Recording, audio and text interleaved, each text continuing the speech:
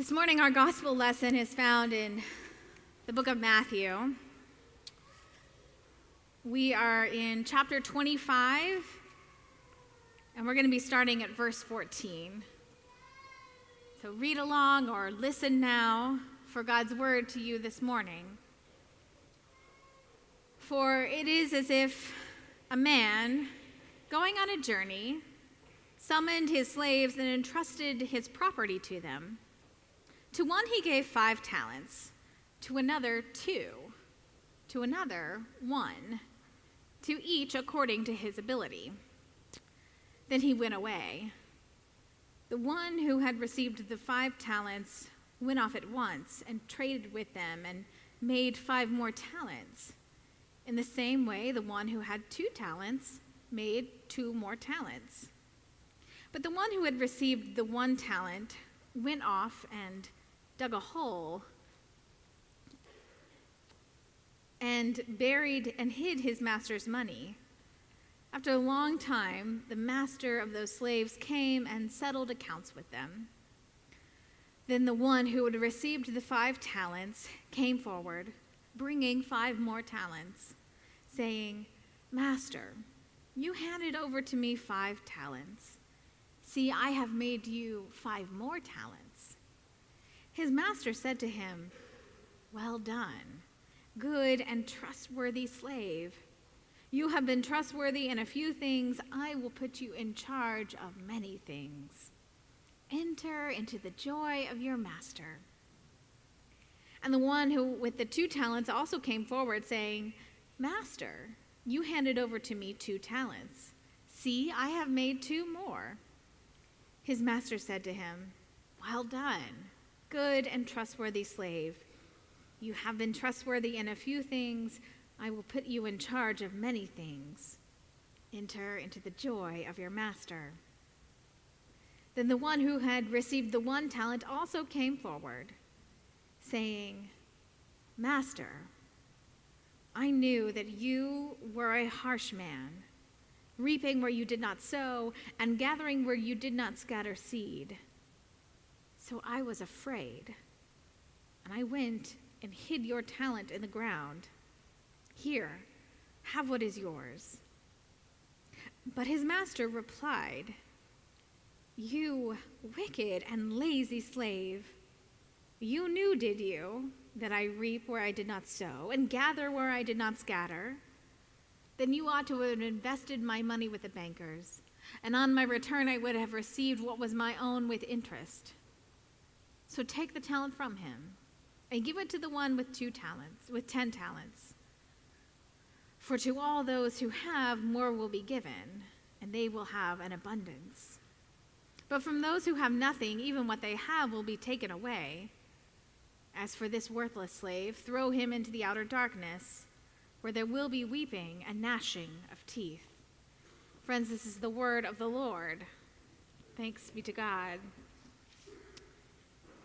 If this parable invokes for you hard-hitting stewardship sermons about squandered resources, harsh divine judgment, and the weeping and gnashing of teeth, then take a deep breath, rest easy, because this is not that sermon. Although, if you haven't gotten your pledge card in, you really should get on that ASAP. I do have to warn y'all, though, we will be talking about fear and judgment.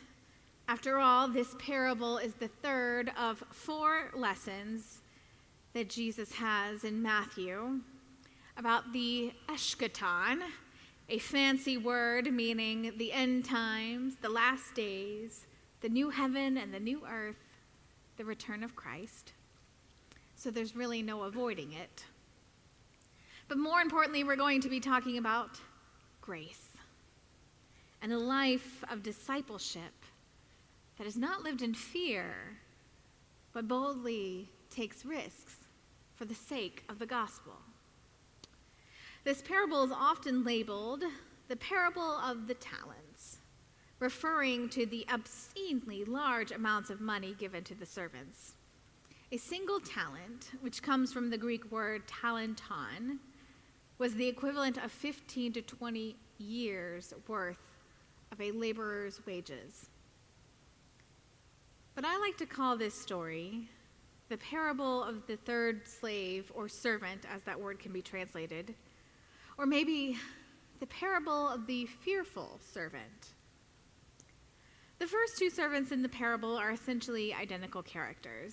Yes, they received different amounts of talents, but each went out, doubled their money, and each received the same reward for their hard work, the praise and joy of the master. Their actions and characterization, however, stand as a foil for the third servant, who instead of going out and investing his master's money, using it and trading with it, letting it grow and earn more money, decides to play it safe, literally burying it in the ground, rather than risk losing his master's gift. His plan apparently works, because when the master comes back, every penny is there and accounted for. Nothing risked and nothing gained. Now, what he says at this point, bringing his one talent up to the master, is, I think, the crux of the parable. Master, I knew that you were a harsh man, reaping where you did not sow, and gathering where you did not scatter seed. So I was afraid, and I went and hid your talent in the ground. Here, have what is yours. Now, what could possibly make the third servant regard the master as a harsh and dishonest man? What evidence for this behavior do we have in the text? Would we say that a man who has lavished lifetimes of wealth upon servants and entrusting them for the care of these gifts and giving them the freedom and the space to do with them what they saw fit, we say that such a man is harsh and cruel and dishonest? Now, maybe there is more to the master than what Jesus has presented us here. I'm going to say, for our purposes this morning, probably not.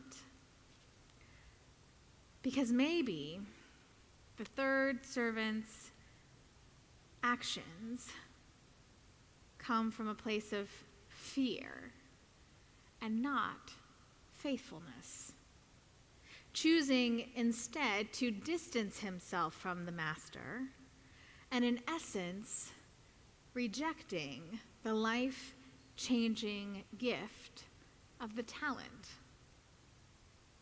You see, he was already living in the outer darkness. Let me illustrate this another way. Near the end of C.S. Lewis's The Chronicles of Narnia series, Aslan the lion takes Lucy, Edmund, Peter, and everyone to the new Narnia, to what we would call heaven, or the new creation. It is a place of astonishing beauty and light, a place where every blade of grass, every tree and flower seems to mean more, where every creature sings for the sheer joy of the Creator.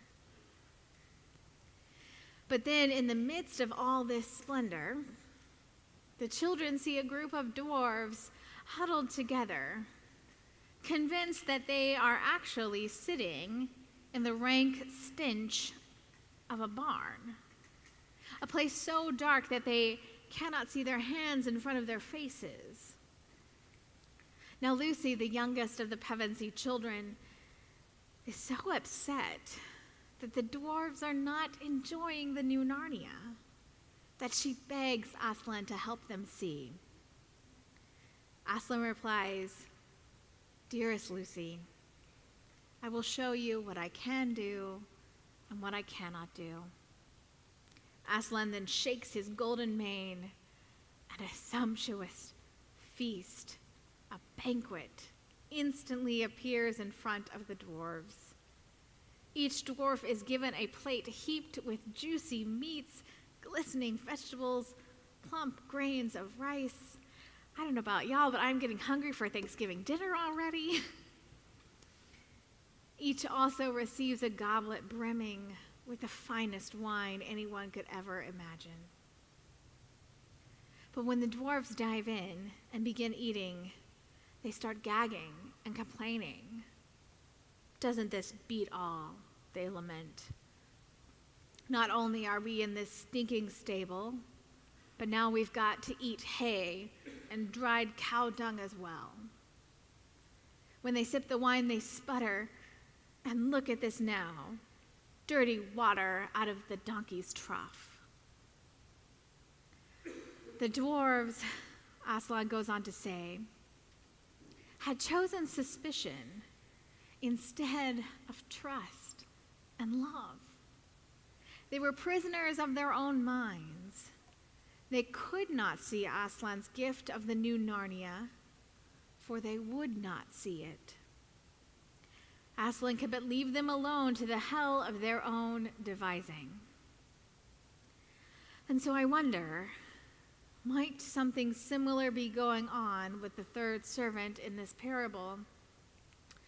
Could it be that he could just not see the goodness of his master, choosing fear and suspicion over hope and joy?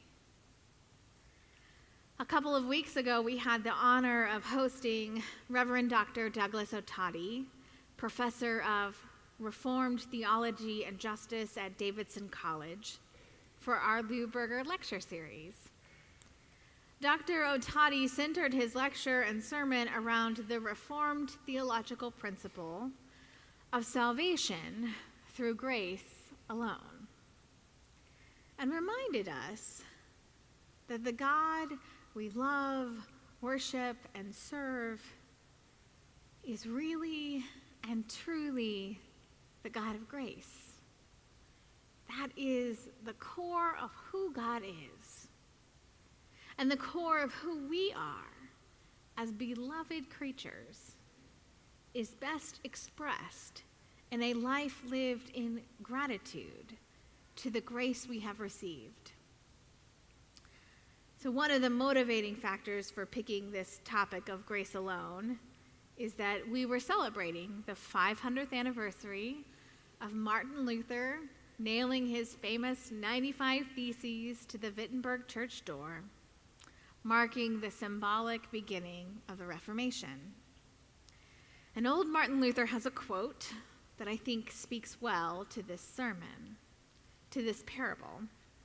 He says, "Be a sinner and sin boldly, but believe and rejoice in Jesus Christ even more boldly." Now, is Luther advocating that we can now go out and start stealing and lying and cheating and do whatever the heck we want because it doesn't matter, because God's grace has us covered? Of course not. What these words and today's parable are telling us is that playing it safe isn't going to cut it.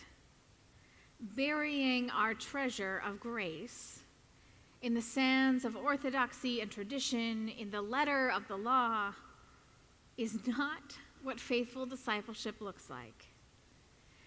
Faithful discipleship requires risk.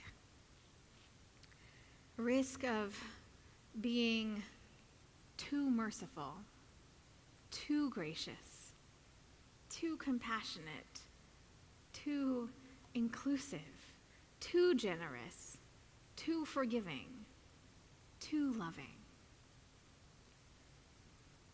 In our lives, we are to err on the side of grace, moving towards ever more faithfulness through our worship, study, and service. We are to err on the side of grace when it comes to ourselves, believing that we are enough.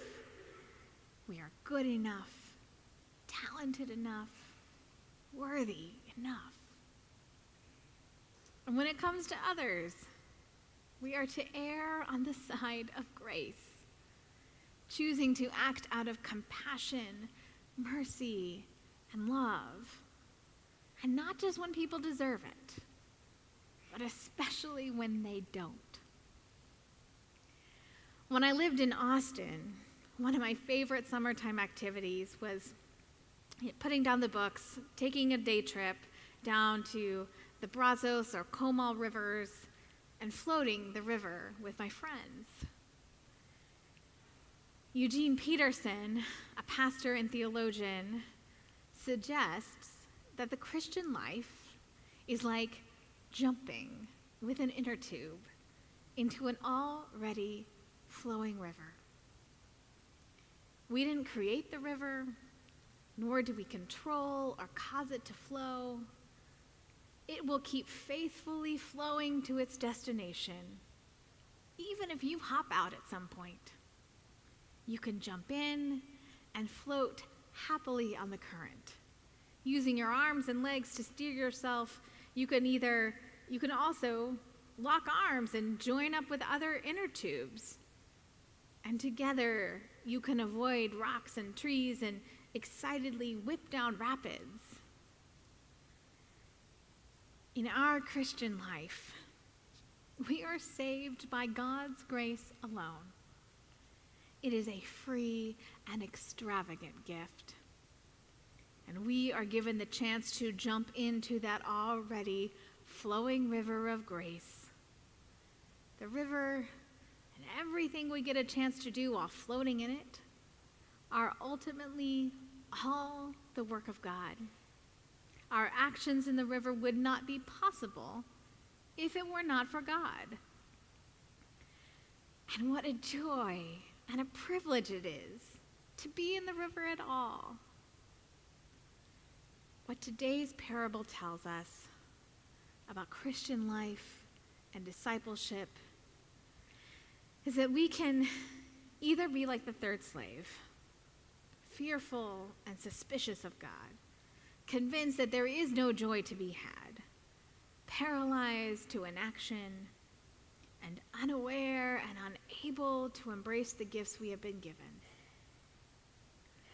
Or we can recklessly throw ourselves into wholehearted Christian living, entering into and demonstrating the joy of the Master, freed to invest our talents of grace in a hurting, fearful, and broken world.